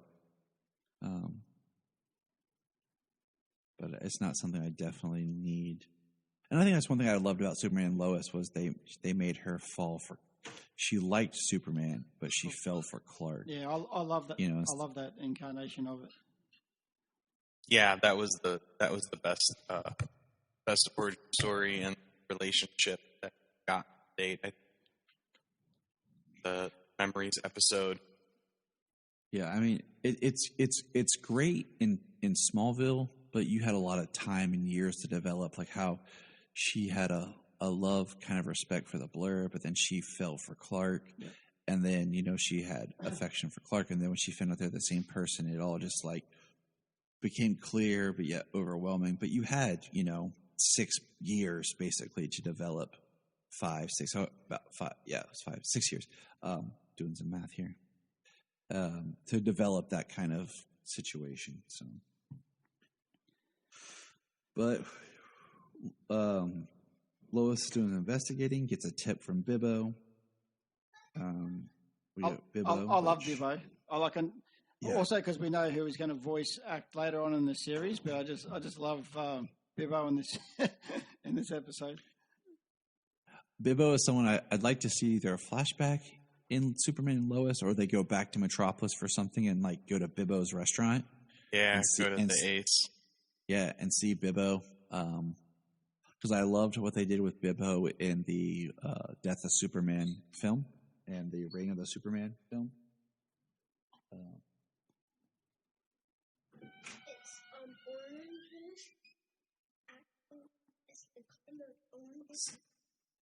Solomon brought me some juice. Thanks, buddy. Well, it's not actually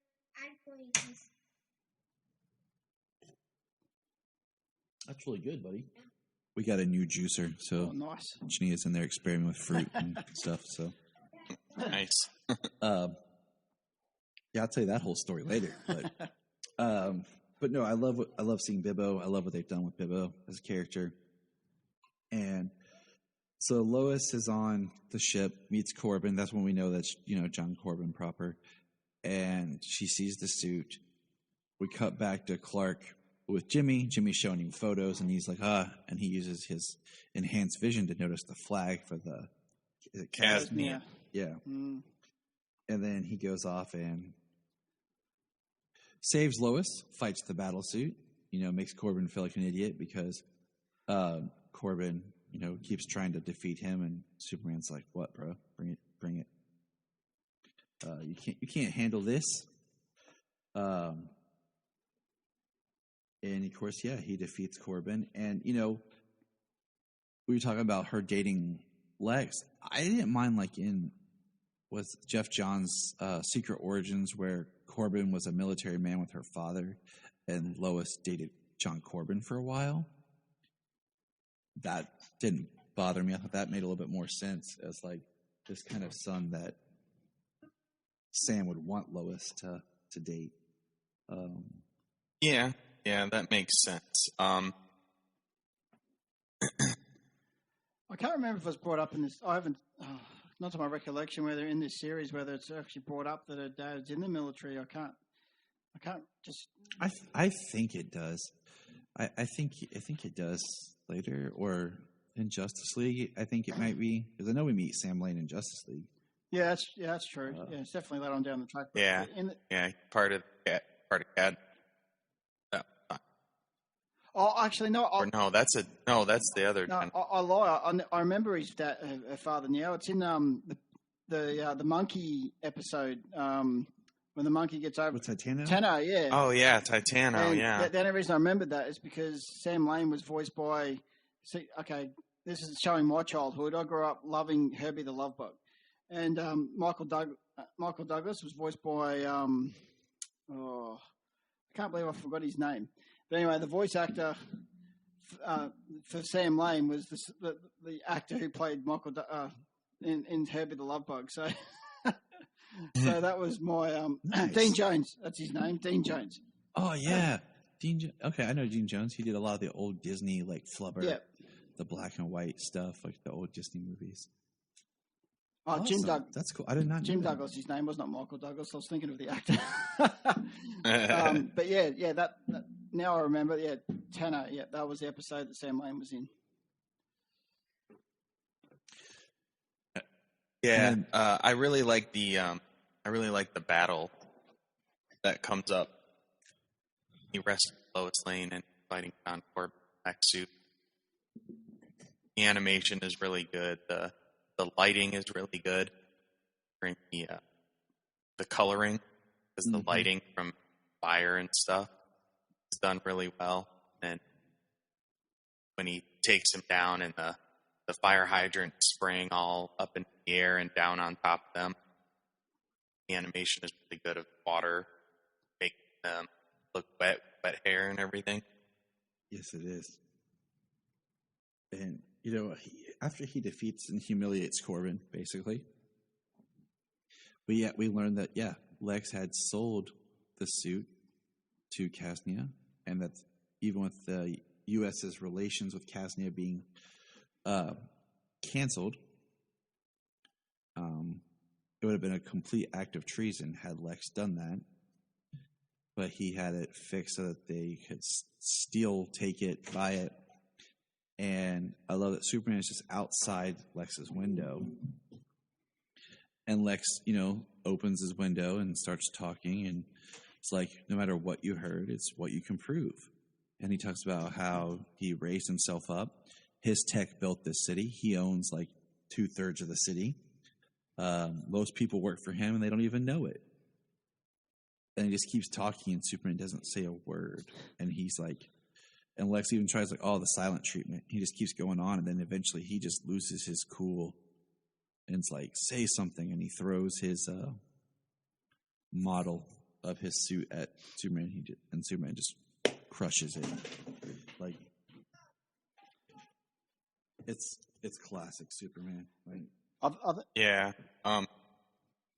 I do really like how he's not intimidated by Lex. The part I really like before he goes to Lex, it's when he pulls John out of the next suit. Shall we go around without the suit? yeah. Like I have that in my he's showing he's not, he's upset with everything that just happened. This guy did all of this, you know what I mean? He's shooting, he's blowing up stuff, all this collateral damage stuff.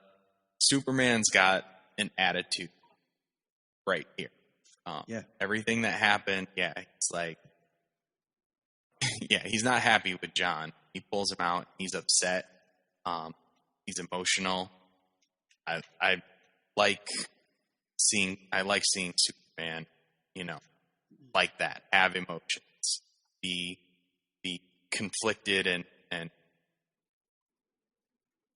tested. Yeah. He's not putting up with people's crap. Yeah, he's not doing, this stuff is terrible and it's extremely dangerous. I mean, just this fight alone, the mech suit, vehicles exploding, construction sites coming down. I mean, all kinds of stuff. It's a massive fight, massive battle. Yeah, he's just. He's tired of people being stupid. Yeah. I think the one thing that comes out of the animated series, and I apologize if you guys have already spoken about this before previously in other podcasts, but everyone's spoken about obviously the power and the strength of Superman. But do you like or dislike the fact that they brought his power levels down a little bit in this series, just to show that obviously he's not all powerful, that he can be taken down? Or do you think it's just we know how strong Superman really is, and he doesn't know his own strength sometimes. I like the idea of the latter because it really pays off well at the end of the series. And I say series knowing that, Justice League is a continuation from this, where he's talking with Darkseid about how he's never been able to really let go or test. He's always, it's always him holding back. Yep. Because, so it can be said like he's depowered, or he just doesn't allow himself to be powered up because he always has to hold back something because he doesn't know what happens if he does let go. I don't need him flying into space and blowing out a star. I don't need that power. I don't need him to be that strong, or like how sometimes like he can bench press the earth. Not sure how I feel about that sometimes, but yeah, bringing it down a little bit to where he's still Superman and still powerful, but he's not. Nothing can hurt me. It works so much better for some of the story and just makes them exciting, and especially like he's on a journey. He's on a journey to learn his powers. So. Yeah, I totally agree to that. Just the fact of the way they've done it in this series, the fact that he's still learning himself. He's still learning each and every day how strong he really is. But going back to that last scene, do you think they got the scene? The scene in the top of Lex Luthor's tower. To me, they come straight from Lois and Clark, The New Adventures of Superman, on the pilot. With at the end when if you're looking for me, all you have to do is look up. That depicted me of that scene in Lois and Clark, that part in this episode. That is always one of my favorite. That's like one of the lines where Superman really sticks it to Lex. Because Lex is always about people looking up to him, and now... Yeah, well, especially in that, it's like, I have the tallest building in Metropolis because I like it when people look up at me. Yeah. Straight up says it, and then Superman's like, well, look up at me now. Yep. It's just the best line to him. And then the final shot of this episode is, Superman flies off after Lex's outburst, and we see aliens in deep space. We don't exactly know what time this takes place, but they find Brainiac's probe satellite, and Brainiac basically kills them and takes over their ship. And it looks like he's evolving and growing. And that's the closing of that's kind of really like the help kind of catalyst to like, oh, more is coming, like a little, that'd be like your post-credit scene nowadays. But yeah, so that's Superman, the Last Son of Krypton, the 3-episode movie, because they all aired together on September 6th, was it? Yes. Yeah, September 6th, 1996. 9/6/96. All 3 episodes were aired. So it is, like I said, a TV movie. Final thoughts, fellas? We're approaching our 2-hour mark, which is great because, we can always talk Superman forever, but I know if I don't hurry, Nate might fall asleep on us, and Jamie might be mad at me again for keeping James away too long. So, the only thing I'll say is, even going back now, 25 years, you would not look at this series and think that this series was made 25 years ago. I know animation's come a long way, especially in the last 15 to 20 years, but you can go back and watch this series and not even think that it was made back in the 90s. Just the look of it was amazing. The coloring, the sounds, the voice acting. It was just, and the nostalgia is a big thing for me. If I can look at something that I watched years ago and still enjoy it today, I'll just keep watching it over and over again. And it just brings a smile to my face every time I hear, like I said, I hear the ringtone. That's why I named it the theme song, which is now my ringtone. That's why I made it that, because it's just a smile that comes over to my face until you see that it's work ringing you. That's the only time I don't smile. But he's like, oh. But yeah, I just love this series, and I'll continue watching it many years, and especially when the Blu-rays come out next month, just because there's no excuse to watch it over again. Yep, I agree. Like you did point out, like, yeah, nostalgia is a big thing, but quality, like, there's cartoons I watched and I was like, I can watch it again and kind of just like, oh, there's Krypton. Smile. and enjoy, but like, some of them, they don't hold up as well. Like, for example, right next to my desk here, my buddy Brian, we were rewatching Thundercats from the 80s, and it's enjoyable, but it's not, I don't want to say it's not great. The quality is definitely, it's good, but it's not amazing. Like trying to watch some of those cartoons with my kids today, they're just not as interested, but putting on they watched it, same thing with Batman, the animated series. We watched that. There's just something about the way they took these shows seriously and made them a show that just happened to be animated that kids and adults can enjoy. And we talked a little bit about this on an episode before where James and I discussed that new Aquaman King of Atlantis series and how that just looks like garbage with the animation. That's not going to be something I think people are going to like look back and revisit in years with such great flavor like we are here 25 years later. And this still is, especially with the Blu-ray transfer and update, it's still better quality than a lot of the stuff we get now. And that's all I'm going to say. James, final thoughts? I these 3 episodes start the series they're iconic. They give you the origin story. They plant seeds. I mean, it's a great pilot. It really builds a world and a show and wanting. And yeah, I mean, the entire animated series.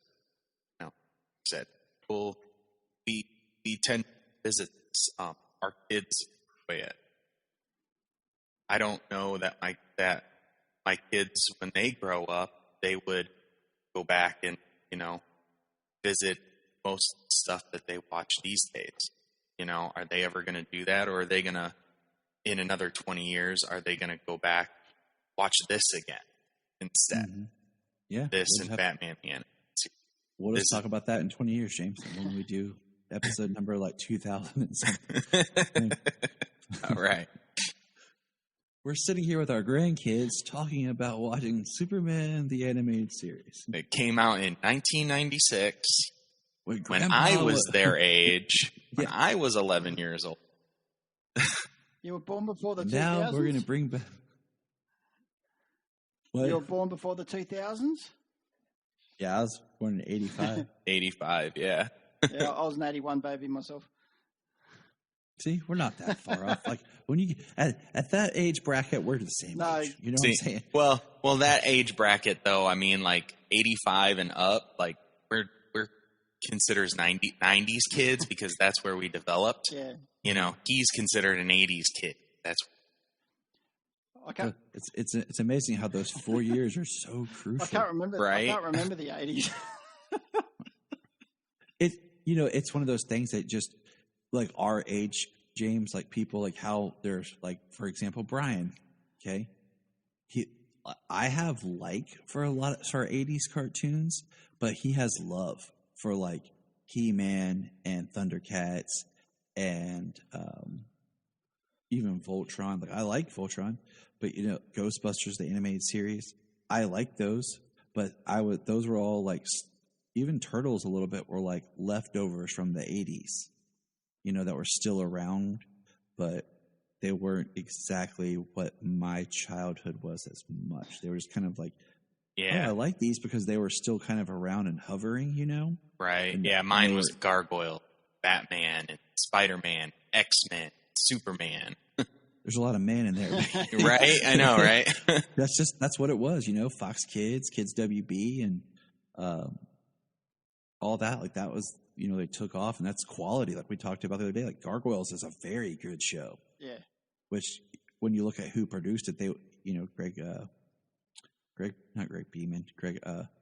Wiseman went on to do, Young Justice. Young Justice. So, mm-hmm. All right, guys, we're going to have to put a pin in there. We could keep going on for all of time. Nate, give a little plug. Where can people check out your show to get more of your knowledge and, talk more about Superman the Animated Series? Well, first of all, thank you for having me on. It's been great speaking to you both about Superman as a whole, but also Superman the Animated Series. I've had so much fun. I do a podcast called Superman the Animated Podcast. So you can find me on Twitter at SupAnimatedPod. But also I am also have a website, but also another page, say the M Word 81. You can find that on Twitter and also on Facebook, and I'm also on Instagram on the mword.81. You can find me there. All right, check it out. It's a great podcast. It's fun to, to revisit the discussions of these shows if you can't always have a chance to rewatch them, or, listening to the podcast definitely makes me want to go and watch the shows more and more and have. And I'm in a point now where I think the kids are interested in them, they've seen stuff before, but, after last night, they're really interested. I think we're going to kind of do a rewatch. And since, we couldn't finish rewatching Legion together, thank you, HBO, for not putting Legion on there and letting us continue our family tradition. So from all of us here at Krypton Report, thanks for listening. Enjoy. And just remember, look up in the sky. If you're like me and you love listening to different podcasts about Superman, I have a few that I want you to check out. Some of my favorites are The Last Sons of Krypton. Connor and Ray are always reviewing different books, and it's really nice and refreshing to kind of dig back into older stuff. The Aspiring Kryptonian, Tasman and her team are always finding interesting people to interview. Digging for Kryptonite is one of my favorite ones to listen to, as Anthony digs into different eras of the character. There's always the Always Hold On to Smallville, which I've guested on before, if you're wanting to step back into that nostalgia realm. So check out all these, and there are many, many more. So check out our Twitter, because we're constantly finding new podcasts that inspire and bring hope to everyone.